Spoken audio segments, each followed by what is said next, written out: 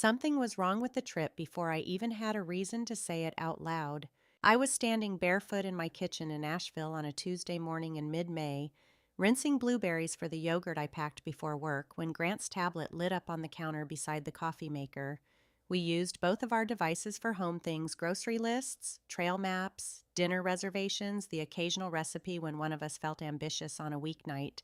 I wasn't snooping. I just glanced over when the screen woke and the subject line caught my eye before I could look away. Campground booking confirmation. Grant had mentioned the trip 3 times in the past week, always with the same easy smile. A long weekend in Pisgah with 2 guys from work. Just tense campfire food and a break from clients who wanted everything by yesterday. I remembered because he had said I would probably enjoy the silence of having the house to myself. I wiped my hands on a dish towel and looked again. The reservation was for Friday through Sunday. Same site number he had mentioned. Same campground. Same check-in window. Everything looked ordinary until my eyes landed on one line near the middle of the confirmation. Extra guest added. I frowned and leaned closer. There was a timestamp beside it. Added only minutes after the original booking went through. Grant came down the stairs as I was still staring at the screen, already dressed for the office in the clean, polished way that made people trust him immediately. At 36, he had learned how to look relaxed and expensive at the same time. He worked regional sales for an outdoor equipment company, and he wore competence the way some men wore cologne. "You're up early," he said, crossing to the coffee maker. "So, are you?" I answered, turning the tablet face down without really knowing why. I was Nora Whitman, 32 years old, and I managed education programs for a nonprofit that protected trail systems across western North Carolina. Most days of my life were built around schedules, permits, weather volunteers, and details small enough that other people forgot them until those details went wrong. Maybe that was why the phrase kept needling at me. Extra guest added. Grant poured coffee into his travel mug and kissed my cheek. I might be late tonight. Quarter end numbers. "Okay," I said. "Still leaving Friday?" "Yeah." "Me, Colin, and Seth." He said it without hesitation, like he had already told the story enough times to trust its shape. Just one last weekend before summer gets crazy. I nodded, but something inside me stayed very still. There was nothing dramatic in the kitchen that morning. No lipstick on a collar, no message lighting up his phone, no perfume that didn't belong in our life, just a confirmation email and a line that didn't fit what my husband had said. From the outside, Grant and I made perfect sense. We liked maps, clean linens, sturdy boots, and Sunday mornings with nowhere to be. We had been married for 6 years, long enough to develop the quiet habits that looked a lot like security. But after he left, I turned the tablet over again and read the email from top to bottom. The extra guest was still there, and for the first time I had the uneasy feeling that whatever was wrong in my marriage had already been entered somewhere in writing. That night I told myself I was being careful, not suspicious. But before I went to bed, I pulled up our family call log and opened the card statement app. I didn't sleep much that night, not because I had decided anything, because I hadn't. The email was still just a detail, a line on a screen, something that could be explained if I chose to ask the right question the right way. But sometime after midnight, lying in the quiet of our bedroom, I realized I wasn't trying to understand the trip. I was trying to understand the pattern. By Wednesday morning, I moved through my routine the same way I always did: coffee emails, a quick check of the day's schedule for the trail education program I was coordinating that week, but the thought followed me, quiet and persistent. Extra guest. I told myself I would let it go, that if something was wrong, it would show itself without me having to dig for it. That was what I believed about systems, about nature, about people. Pressure revealed truth over time. But just before I left for work, I opened the family account dashboard on my phone. It wasn't spying. It was something we both had access to, something we used when we needed to check a bill or confirm a charge. I scrolled through the recent activity slowly, not looking for anything specific, just noticing. Most of it was exactly what I expected: groceries, gas, a hardware store charge from the weekend. Nothing unusual. Then I saw it. A charge labeled Fuel Services time-stamped late Friday morning, the day Grant said he'd be driving out with his coworkers. The location caught my attention first. It wasn't along the main route to the campground. It was off a smaller road closer to the foothills, not somewhere you'd stop unless you were already near your destination. I tapped on the transaction and sat there for a moment, letting the information settle. Maybe he had taken a different route. Maybe traffic had been bad. Maybe there was a reason. Maybe. I closed the app and set my phone down, but something in me had already shifted from noticing to comparing. That afternoon, between meetings, I pulled up our mobile carrier's call log.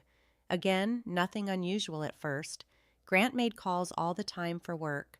Clients, vendors, colleagues. Numbers I didn't recognize weren't strange on their own. But one number appeared several times in a short window that same Friday morning. 3 calls, all under 2 minutes. Close together. Too close to be coincidence, not long enough to be a real conversation. I stared at the timestamps. The first call came just before the fuel charge. The second, almost immediately after. The third, less than 10 minutes later. It wasn't what the calls were, it was where they sat. If Grant had been on the road with 2 coworkers heading out for a casual weekend trip, why step away 3 times in quick succession to call the same number? Why not just text? Why not wait? I leaned back in my chair, folding my arms across my chest. At my office, patterns mattered. In trail management, you learn to read small changes. Erosion in one section meant something upstream was off. A blocked path didn't happen on its own. It connected to something you couldn't always see at first glance. This felt the same. Not a conclusion, a disturbance. That evening, Grant came home just after 7.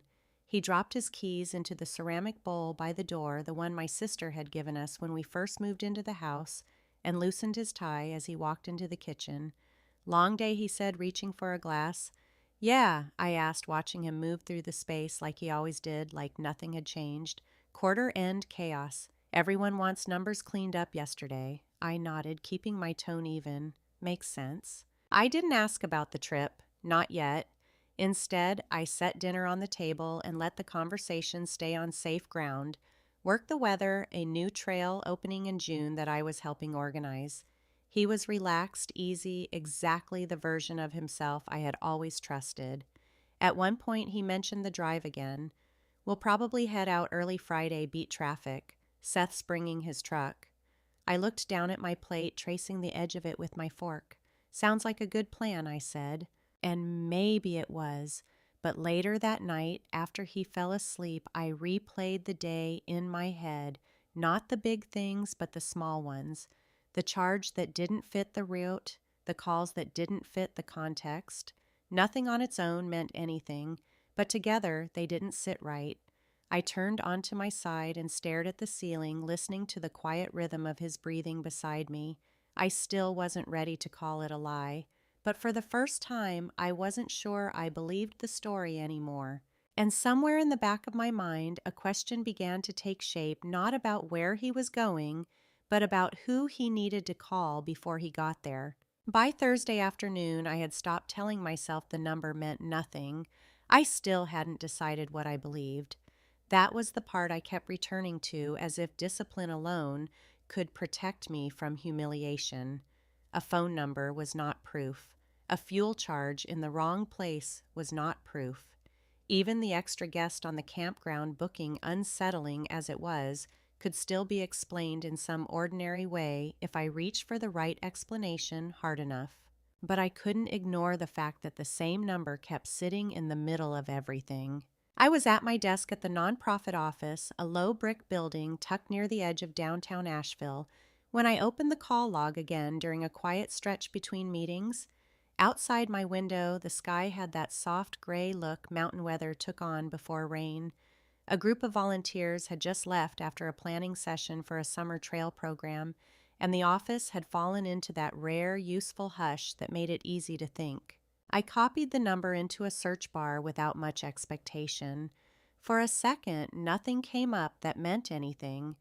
Then a business page appeared. Not personal, professional. a regional events firm based in Charlotte that specialized in outdoor brand activations, trail races, and corporate retreat logistics. The contact attached to the listing was a woman named Paige Holloway. I sat very still. The name meant something to me, though it took a moment to place why. Not because she was part of my life, she wasn't. But several months earlier, sometime in late winter, Grant had mentioned a woman from an events company during dinner. I remembered because he had said her name in passing, then repeated it when I asked him to hand me the salad bowl. Paige. At the time, she had been nothing more than a detail from his workday, someone coordinating a field promotion for one of his product lines, just another professional contact in the stream of names that floated through his stories about accounts and launches and weekend demo events. I pulled up the firm's site and clicked through a gallery of recent projects. There she was in one of the photos, late 20s, dark blonde hair pulled into a low ponytail, a laminated event badge clipped to her jacket, smiling beside a display wall of hiking packs and hydration gear, and standing 3 feet away, half turned toward her, was Grant. It wasn't an intimate photo. If anything, that almost made it worse. It looked ordinary, comfortable, familiar. I enlarged the image and stared longer than I should have. Then another memory surfaced, small and sharp. In March, Grant had gone to a weekend launch event outside Boone. He told me it had been tedious, mostly vendor meetings and setup logistics. I remembered that weekend because he had come home with a branded, insulated mug and left it in the dishwasher without unpacking the rest of his bag. He had also mentioned almost offhand that the events team was a mess and someone named Paige had nearly lost the permit paperwork. At the time, I hadn't thought twice about it. Now the name was sitting at the center of 3 calls made on the same Friday morning as the campground charge. I closed the image, then opened it again. The thing that unsettled me most was not jealousy. Not yet. It was recognition. The quiet, sickening feeling of seeing a loose thread where the fabric had looked solid. When Grant came home that night, I watched him move through our kitchen the way I had the night before, easy in his own skin, telling me about an equipment rep in Atlanta who had pushed back on pricing. He kissed my forehead while he reached for the olive oil. He asked whether I thought we should mulch the side bed before the weekend. I answered him normally, but now I had a name. And once a name exists, a story stops being abstract. Somewhere between washing the dishes and turning out the light, I realized I was no longer asking whether something was wrong. I was asking how long it had been wrong while I was still calling it normal. By Friday evening, I understood something I had been resisting all week. It wasn't just that Grant might be lying. It was that I could feel myself starting to organize my own thoughts around his version of things before he had even said them out loud. He came home a little after 6, carrying takeout from the barbecue place he knew I liked when I was too tired to cook. The gesture was so normal, so familiar, that for a few seconds I almost hated myself for what my mind had turned into.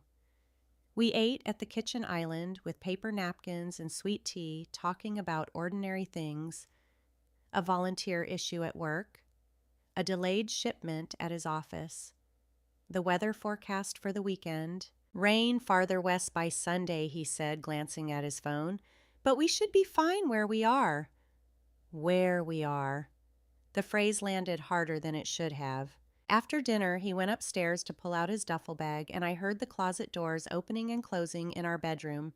For a minute, I stood at the sink, rinsing sauce from our plates, staring out at the narrow strip of side yard where the hostas were just starting to fill in.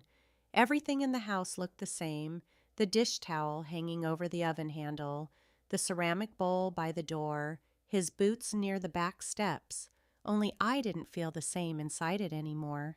When I walked upstairs, he was laying things out across the bed with brisk efficiency: hiking pants, a thermal layer, camp stove, fuel headlamp, the gray quarter zip he always wore when the evenings turned cool. His movements were neat, practiced. He looked like a man preparing for exactly the trip he had described. I sat on the edge of the chair by the window and kept my tone light.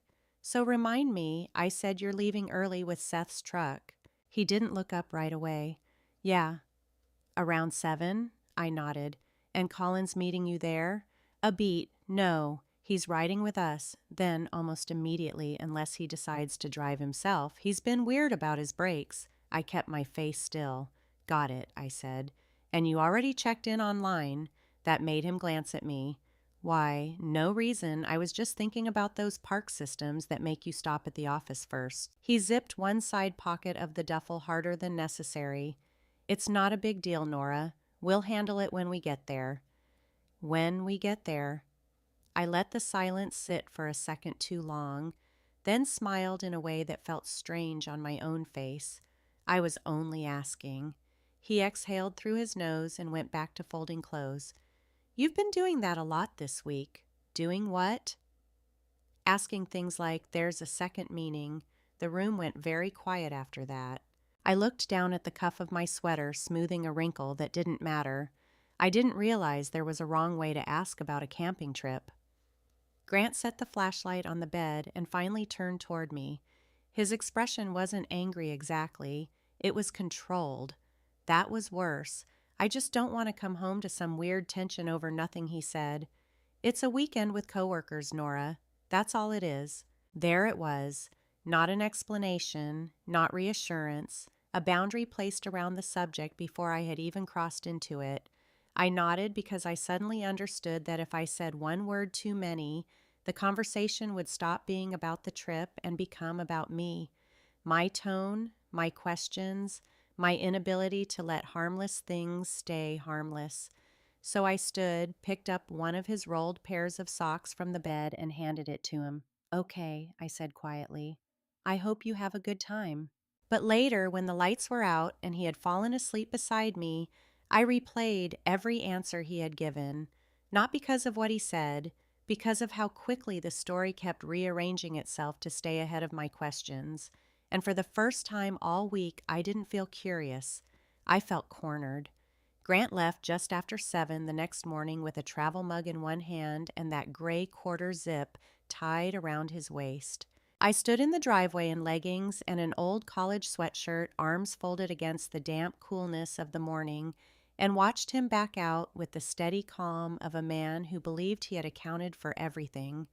He lifted 2 fingers from the steering wheel as he turned onto the street. Casual, familiar, practiced. I waved because that was what wives did when their husbands left for harmless weekends in the woods. Then I went inside, closed the door, and locked it. The house felt too quiet almost immediately. Not peaceful, hollow. I stood in the kitchen for a full minute looking at the coffee cup he had rinsed and left upside down on the drying rack and felt something in me settle into place with a clarity that frightened me. I was done waiting for this to become innocent again. I carried my laptop to the dining table and pulled up the campground's website. It was a private campground just outside Brevard, not far enough from Asheville to feel like a real disappearance, only far enough to give a lie room to breathe. I clicked through the reservation page, then the FAQ, then the guest policy, reading each line slowly. Registered guests must be added at the time of booking or at check-in. All guests must be accounted for on site. No mystery there. No accidental extra body folded into a campsite by software error. Still, I wanted something cleaner than a policy page, something I could point to later without emotion. I opened the contact page and called the front office. A woman answered on the 3rd ring with the bright, efficient tone of someone already dealing with weekend arrivals. I told her my name was Nora Whitman and said I had a question about an upcoming group reservation for a work retreat I was planning later in the summer. That part wasn't even a lie. My nonprofit did organize overnight training weekends from time to time.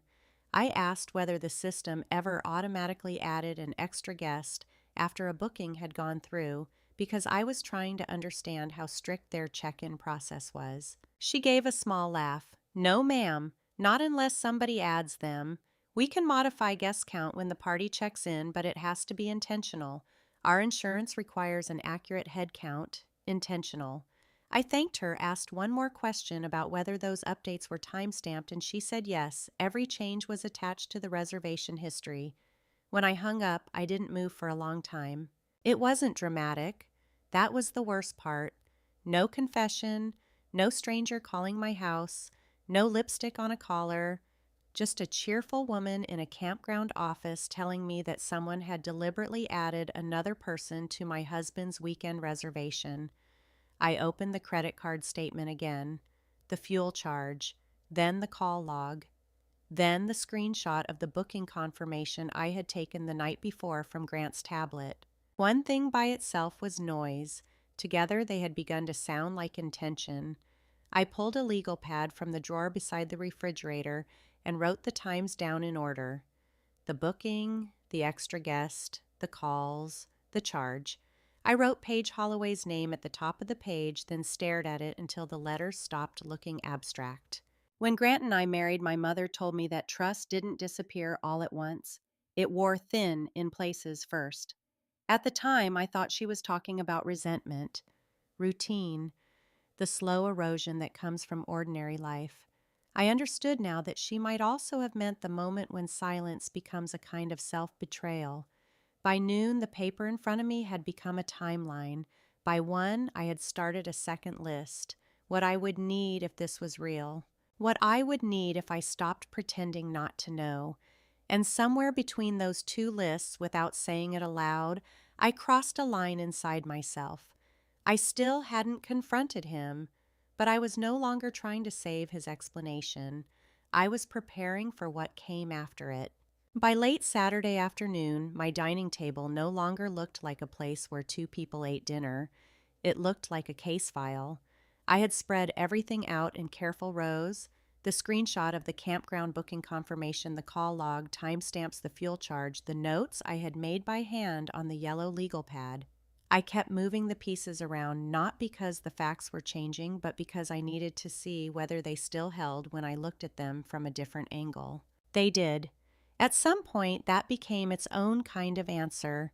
The rain never came to Asheville that day, though the clouds stayed low over the mountains. I worked in the yard for an hour in the late morning, more to quiet my body than my mind. Then I came back inside, washed my hands, tied my hair up, and sat down with my laptop again. This time, I wasn't looking for proof. I was making decisions. I opened a fresh folder on my desktop and labeled it simply personal. Into it, I saved screenshots, account statements, and the campground guest policy. Then I made a second folder and copied over the same files to a secure cloud drive Grant didn't manage. It wasn't dramatic. It was administrative. But there was something sobering about how quickly a marriage could begin to look like documentation. Around noon, I logged into our joint banking portal.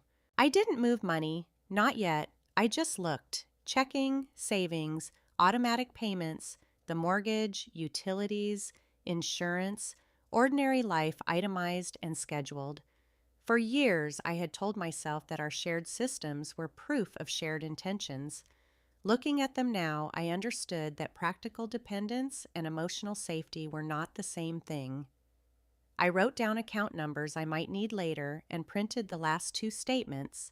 Then I searched for a family law attorney in Buncombe County. Most offices were closed for the weekend, which I expected, but one firm had an intake form for new consultations. I filled it out carefully, keeping my language factual. Married 6 years, concern about marital assets, need advice before initiating separation. I didn't mention Paige, I didn't mention the trip. I only clicked submit after reading every sentence twice. That was the moment I crossed from suspicion into preparation. A little after 3, my phone lit up with a text from Grant. Signal's awful. Got here fine. Probably off-grid most of tonight. Don't wait up if I call late. I stared at the message long enough for the screen to dim. Then I typed back simple and easy. Hope you made it in before dark. Did everybody get there okay? His reply came faster than I expected. Yeah, everyone's here. Just setting up. Everyone. I looked at the booking screenshot again. Extra guest added. Same site, same reservation history, same lie polished down to one word that was supposed to sound harmless. I set the phone face down and felt the first sharp edge of anger cut through the numbness that had carried me all day. It wasn't only that he was lying. It was that he expected me to keep receiving the lie in good faith. By early evening, I had assembled a manila folder with copies of everything and tucked it into the bottom drawer of my desk beneath trail maps and donor forms. I also packed a small overnight bag and left it in the guest room closet. Underwear, a navy sweater, toiletries, a phone charger.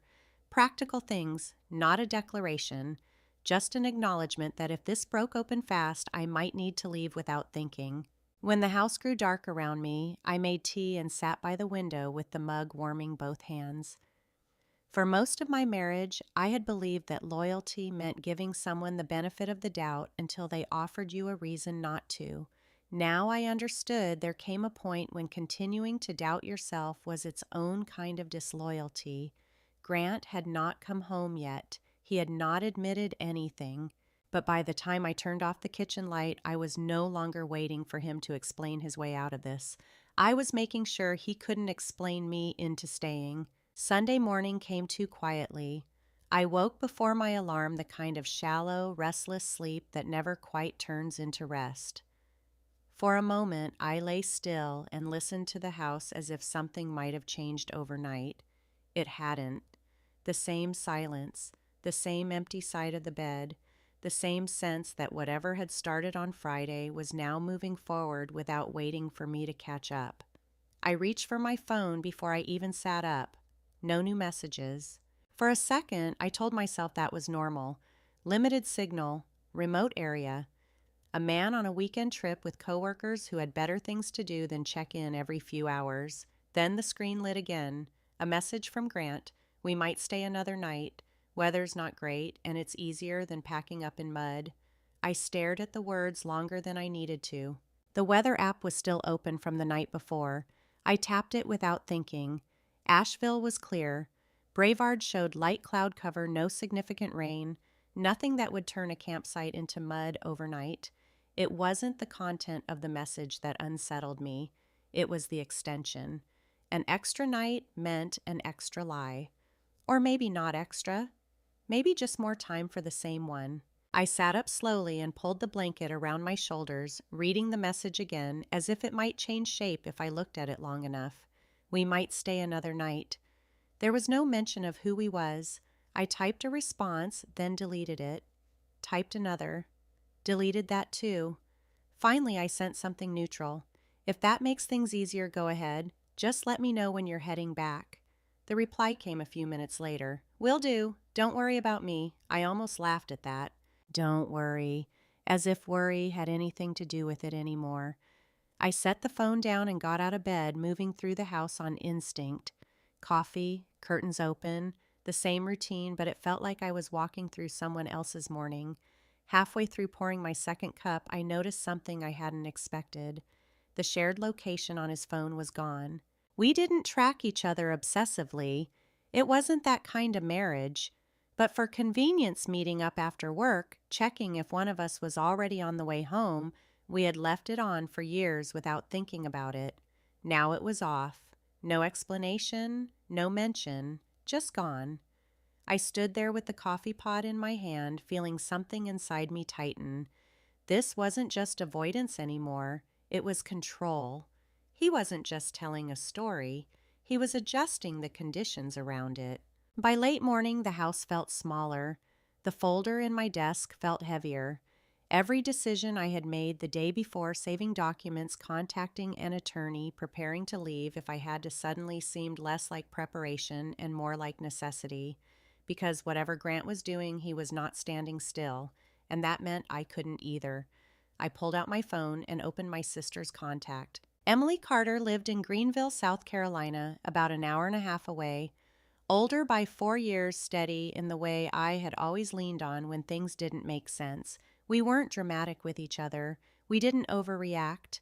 If I called her on a Sunday morning, it would mean something had already crossed a line. I hesitated, my thumb hovering over the screen. Then I pressed call. She picked up on the second ring. Hey, you're up early. Yeah, I said, my voice steadier than I felt. Are you home today? A pause. Yeah. Why I walked to the window and looked out at the yard, the same strip of green that had looked so ordinary 2 days ago. I might need to come down for a couple days, I said. Nothing dramatic, I need somewhere to think. She didn't ask questions right away. That was Emily. She gave people space to say things in their own time. Of course, she said. You can come whenever you want. Do you want me to clear the guest room? Yes, I said quietly. That would help. After we hung up, I stood there for a long moment, phone still in my hand. The plan I had made yesterday had assumed time, that I could wait, that I could control when this unfolded. Now I understood something I hadn't accounted for. Grant was already moving the timeline, and if I didn't adjust, I wouldn't just lose control of the story. I might lose control of how I got out of it. By Sunday evening, I had stopped trying to get ahead of what Grant was doing. That had been my mistake. All weekend, I had been reacting, matching his timing, adjusting to his messages, trying to anticipate the next version of his story before he delivered it. It had kept me off balance, chasing something that kept shifting just enough to stay out of reach. So I stopped chasing. Instead, I decided to let him talk. He texted just before 6, on the way back. Traffic's not great. I didn't ask when he had actually left. I didn't ask who was in the car. I didn't ask anything at all. Drive safe, I typed. Dinner's here if you're hungry. It was the kind of message that didn't leave space for questions. The house was ready by the time he pulled into the driveway. Lights on, dishes clean, a simple meal kept warm in the oven, nothing that looked like a confrontation waiting to happen. When the front door opened, I stayed where I was, at the kitchen island, wiping down the counter with slow, steady movements. "Hey," he said, stepping inside, dropping his bag near the door. "Hey," I answered, glancing up just long enough to meet his eyes. For a second, I saw something flicker across his face. Not guilt, not exactly. Calculation. "You made dinner?" he asked, loosening his jacket. "I figured you'd be tired," I said. "Long weekend." "Yeah," he replied, exhaling as he walked into the kitchen. "It was a lot." I nodded, setting the cloth aside. "You want to eat first or shower?" "Food's fine," he said, pulling out a chair. I plated his portion and set it in front of him, then took my seat across from him without picking up my fork right away. "Tell me about it," I said, as if I hadn't been thinking about anything else for 2 days. He didn't hesitate. That was the first thing I noticed. He launched into the trip the way he always told stories, smooth, structured, confident. They left early. Seth drove, Colin rode along. They stopped once for gas, found the site without any issues, set up before dark. I let him go. Fishing in the morning, a small fire at night, a couple of other groups nearby. Nothing remarkable, nothing out of place, except I had already seen the places where it didn't line up. And the rain, I asked lightly. "You said it got messy." "Yeah," he said, nodding. "Ground was softer than expected. That's why we stayed the extra night. No point packing up in mud." I tilted my head just slightly. "Must have been worse there than here." "Yeah, different elevation," he said quickly. "Weather shifts." I nodded again, letting the explanation sit. "And everyone stayed," I added almost as an afterthought. "Of course," he said. "We were all there the whole time." I watched him as he took a bite as if the answer had closed something. It hadn't, not even close. I reached for my glass, taking a slow sip of water before setting it back down. Then carefully I stood and walked to the desk drawer in the corner of the room. I didn't rush. I didn't make a show of it. I just opened it, took out the manila folder and brought it back to the table. Grant's eyes followed the movement, his expression tightening just slightly. "What's that?" he asked. I set the folder down between us and opened it, sliding the first page out so it faced him. The campground booking confirmation. I didn't say anything at first. I let him look at it. Then I placed the second sheet beside it, the call log timestamps, the third, the fuel charge, and finally the page from my legal pad where everything had been written out in order. "When you tell the story," I said quietly, "it sounds clean." He didn't touch the papers. He didn't look at me either. He just stared at the table, his jaw tightening in a way I hadn't seen before. "It was a work trip, Nora," he said after a moment, his voice controlled. "I don't know what you think you're seeing here." I didn't argue. I didn't raise my voice. I just tapped the timestamp next to the extra guest entry. "This part," I said. "Help me understand it." There was a pause. Not long, but long enough. "That's probably just the system," he said. "You know how those booking sites are." I nodded once as if I were considering that. Then I slid the campground policy page toward him. "They don't add people automatically," I said. It has to be done at check-in, on purpose. Another pause, this one heavier. Grant leaned back in his chair, folding his arms. You called them, he asked, something sharper now beneath the calm. I asked a question, I said. He let out a short breath through his nose. This is exactly what I was talking about, he said. You're building something out of nothing. I held his gaze. I didn't build it, I said. I just wrote it down. The room felt different now. Not louder, not more chaotic, just clearer. For the first time all weekend, I wasn't reacting to him. I was watching him react to me, and I could see it. The moment where the story stopped working the way he needed it to. Grant didn't touch the papers for a long time. He sat there with his arms folded, looking past the booking confirmation as if refusing to focus on it might somehow make it less real. The kitchen had gone so quiet I could hear the refrigerator motor kick on behind me. Then his phone buzzed. He glanced at the screen automatically, the way people do when they still believe they're managing a normal evening.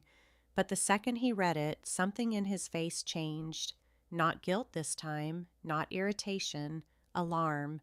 He picked up the phone and read the message again. I didn't ask who it was from. I watched him do the math in his head. Another buzz followed almost immediately, then an email notification. Grant stood up too fast, chair legs scraping against the floor. I need to take this. No, I said, and my voice surprised even me. It wasn't loud. It was steady. You can read it. You're not leaving the room to do damage control. His jaw tightened. You don't get to tell me what to do. No, I said. I don't, but I do get to stop pretending I don't understand what I'm looking at. He stared at me for a second, then looked back down at the phone. The screen reflected in his eyes, pale and cold. Finally he spoke, but not to me at first. It's work. Of course it was. He set the phone on the table as if it had become heavier in his hand. Tomorrow's partner meeting got moved up. 7:30 instead of 9. Darren wants the updated retail projections tonight. Darren Walsh was his regional director. I had met him once at a company holiday dinner, the kind of polished executive who remembered names only when it benefited him. Grant had spent months talking about this meeting, a major retailer review, new placement strategy. If it went well, there would be talk of a promotion by fall. Another message came through. This time, he cursed under his breath. What I asked. He hesitated. Seth! The name landed between us. Grant unlocked the phone, read the text, and said nothing, but I could already see enough. Seth had just asked why Grant had used his name again with scheduling when he hadn't been anywhere near Brevard this weekend. Apparently, someone from the office had mentioned the camping trip with Seth and Colin in a team thread connected to the Monday meeting. It was small, administrative, accidental, and devastating. Grant had lied so often in so many casual directions that his own story had begun crossing itself. You told people they were with you, I said quietly. He looked up fast. That's not what this is. Then what is it?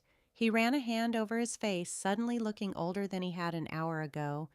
It's a misunderstanding. No, I said. It's a structure, and it's collapsing. That was when he finally snapped. This is exactly why I didn't tell you anything, he said, voice rising. Because once you get something in your head, you turn it into a trial. I almost laughed at the word trial. He was the one on the witness stand now, and he knew it. I slid the manila folder an inch closer to him. I'm not sending this to your office, I said. I'm not calling your boss. I'm not interested in public humiliation. But I am taking it to an attorney in the morning, and from this point on, you don't get to rewrite me as paranoid because your timeline fell apart. He stared at me, and for the first time since he walked in, I saw it clearly. Not remorse, loss of control. Another email arrived, another vibration against the wood table. Grant didn't reach for the phone right away this time. He already knew whatever came next would not help him. And I understood something as I watched him sit there pinned between his work life and the lie he had brought into our home. Karma didn't always arrive like lightning. Sometimes it came as a calendar change, a careless text, a Monday morning that showed up too soon. Monday morning arrived whether Grant was ready for it or not. I was already dressed when the sun came up, the manila folder resting in my bag beside my keys. The house felt different in the daylight, not warmer, not colder, just clearer, like everything that had been blurred over the weekend had settled into sharp lines. Grant barely slept. I could hear him moving downstairs sometime after 3, opening cabinets, pacing, stopping, starting again. By the time I came into the kitchen, he was already dressed for work, tie slightly off center, laptop open but untouched. We didn't say good morning. He looked up when I set my bag on the counter. "You're really doing this?" he asked. I didn't pretend not to understand. "Yes," I said. He exhaled, rubbing his jaw. "Nora, we don't have to blow this up. It got complicated. That's all. I can fix it." I studied his face not for the first time, but for the last time in this version of my life. "You can't fix something you never told the truth about," I said. "You can only try to manage it. That's not fair. It's accurate." He straightened, something hardening behind his eyes. "And what you think running to a lawyer is going to make this clean? You think you walk away and everything just resets?" "No," I said quietly. "I think I walk away and I stop being rewritten." The room went still. For a moment, it looked like he might say something else, something sharper, something designed to pull me back into the same loop we'd been circling all weekend. Instead, his phone buzzed again. He glanced at it, then closed his eyes briefly like he already knew what it would say. "Darren wants me in early," he muttered. "There's already questions." Of course there were. Stories don't fall apart privately once they've been told publicly. I picked up my bag. "I'm leaving this morning," I said. "I'll be at my sister's for a few days. My attorney will reach out about next steps." His head snapped up. "You're just going to walk out? I'm choosing where I stand," I said. "That's the same thing." "No," I said. "It isn't." He took a step toward me, then stopped like he couldn't quite decide which version of himself to use. Reasonable, angry, persuasive. "You're overreacting," he said, finally quieter now. "This isn't worth losing everything." I held his gaze. "I already lost something," I said. "I'm just not pretending I didn't." There was nothing left to argue with after that, not because he agreed, but because he didn't have a version of the story that could cover what had already been exposed. I walked past him, opened the front door, and stepped out into the morning air. The driveway looked the same, the street looked the same, but the weight in my chest had shifted, not gone, not yet, but no longer carrying both of us. By 10:30, I was sitting across from a family law attorney in a small office in downtown Asheville, the folder open between us. Her name was Rebecca Sloan, mid-50s, composed the kind of person who didn't need to raise her voice to be heard. I explained what I knew without dramatics, laying out the timeline the same way I had built it. She didn't interrupt. When I finished, she closed the folder gently and nodded. "You've done the hardest part already," she said. "You've decided not to negotiate with a version of reality that doesn't hold." It wasn't comfort. It was confirmation. By the time I left her office, there was a plan in place. Temporary separation, asset review, formal steps that turned something emotional into something structured. Not easy, but solid. That afternoon, I drove south to Greenville, the miles stretching out in front of me like something earned rather than escaped. When Emily opened the door, she didn't ask questions right away. She just pulled me into a brief, steady hug and stepped aside to let me in. That was enough. Later, as I sat in her guest room, my overnight bag finally unpacked, I looked at my phone. No new messages from Grant, no explanations, no rewrites, just silence. For the first time in days, it didn't feel like something was missing. It felt like something had finally stopped. I wasn't finished healing. I knew that. But I had something I hadn't had in a long time, a version of my life that didn't depend on whether someone else was telling the truth. And that was where everything real could begin again. If this story felt familiar to you, or if you've ever had to choose between comfort and clarity, I'd love to hear your thoughts. Share your perspective in the comments, and if you found something meaningful here, consider liking and following for more stories like this. There's another one waiting for you next.